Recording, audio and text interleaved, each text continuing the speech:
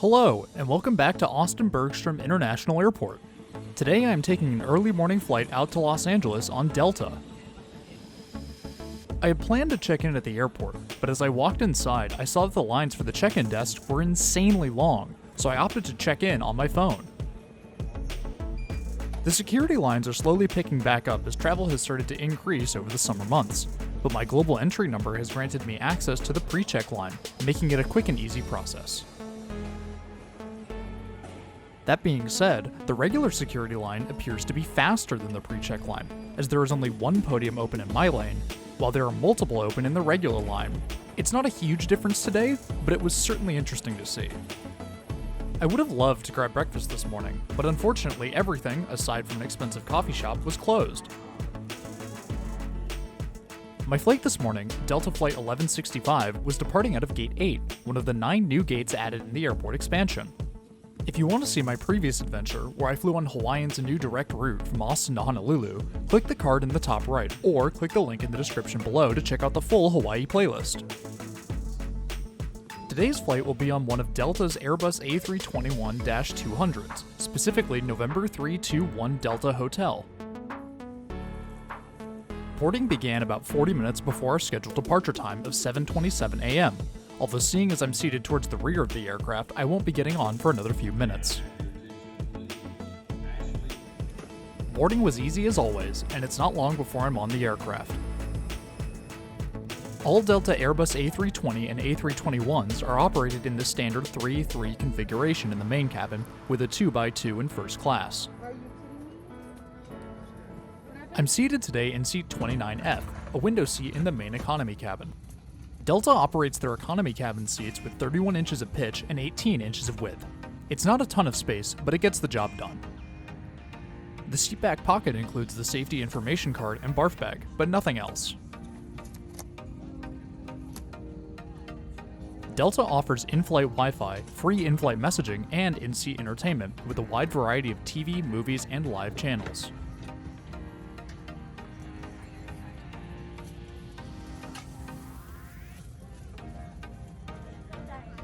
In addition, the tray table is clean and functional, and includes the standard cup holder indent.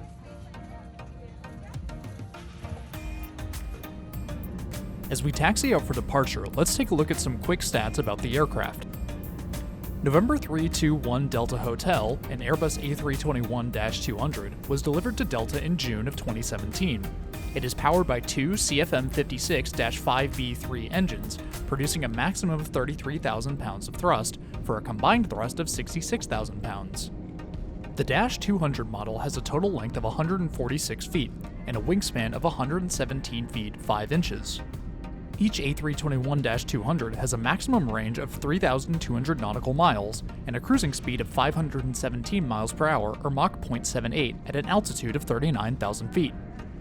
Delta operates a cabin size of 192 seats, with 20 first class seats, 29 Comfort Plus seats, and 143 economy seats.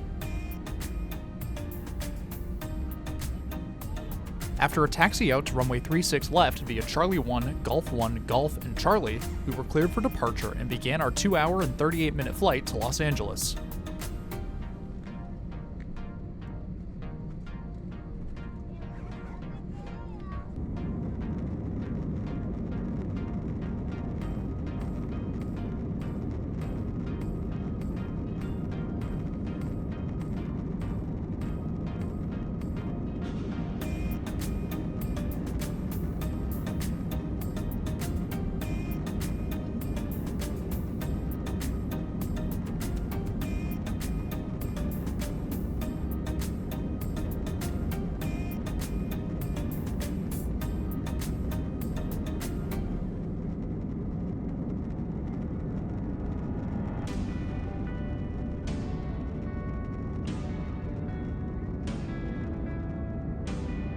It seems that I always get bad weather when departing from Austin, as the cloud cover was quite thick on the ground, but after climbing for a few minutes, we broke through to the clear blue skies above.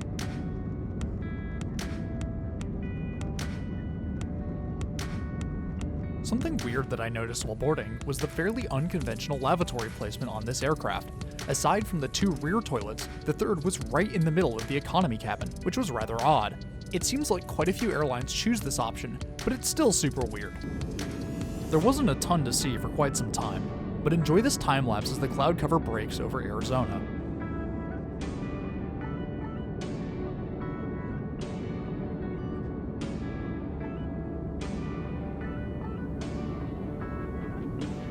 After a little bit of cloud watching, the in-flight snack and drink service began.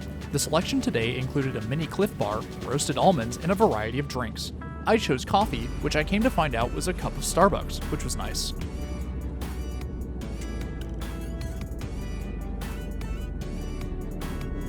The cloud cover returned just after leaving Phoenix airspace, but it did provide some cool formations in the process.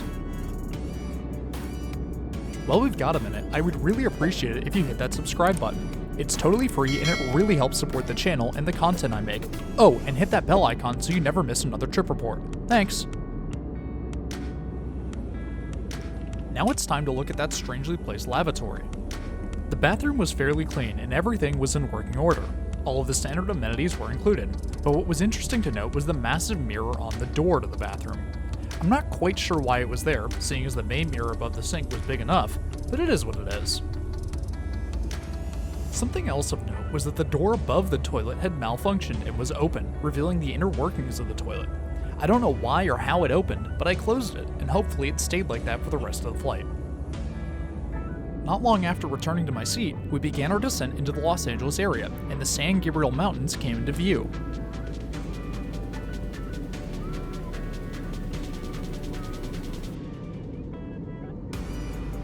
Despite being on a Delta flight, we were given clearance to land on runway 25 left, on the opposite side of the airport from the Delta terminals.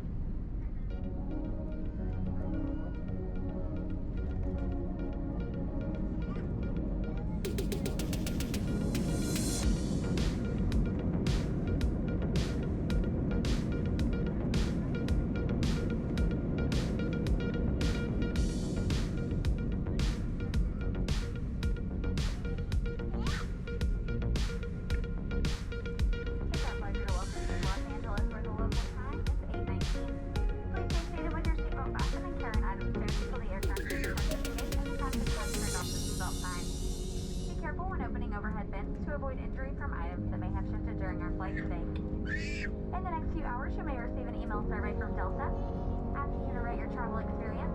We value your feedback and your responses to continually improve your travel experience.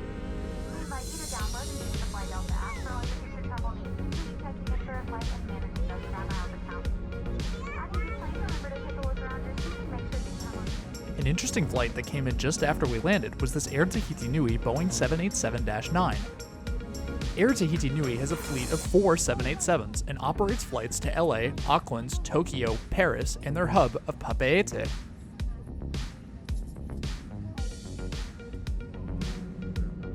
Because we had landed on the other side of the airport, we had quite a long taxi to Terminal 2 via Quebec, Bravo, November, Echo, Delta 8, and Delta before parking at Gate 25.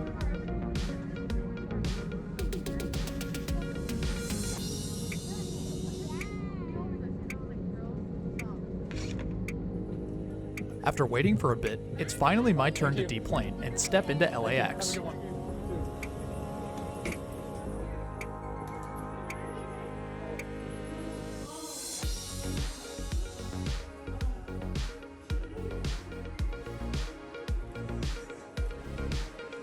The walk to the exit is surprisingly short in Terminal 2.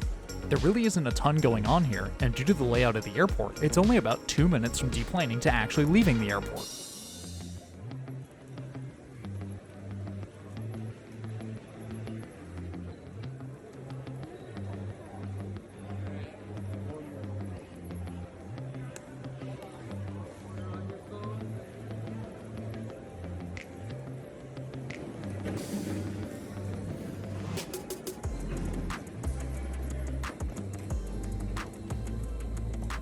I'm I'm heading downstairs to catch the LAX Flyaway bus, a service that takes passengers directly from LAX to either Union Station or Van Nuys.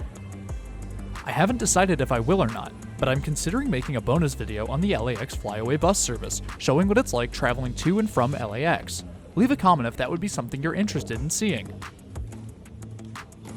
Next week, I'll be hopping on Amtrak's Pacific Surfliner and riding down to San Diego to check out the San Diego light rail system and the Coaster commuter rail service. So if you want to see those videos, hit that subscribe button.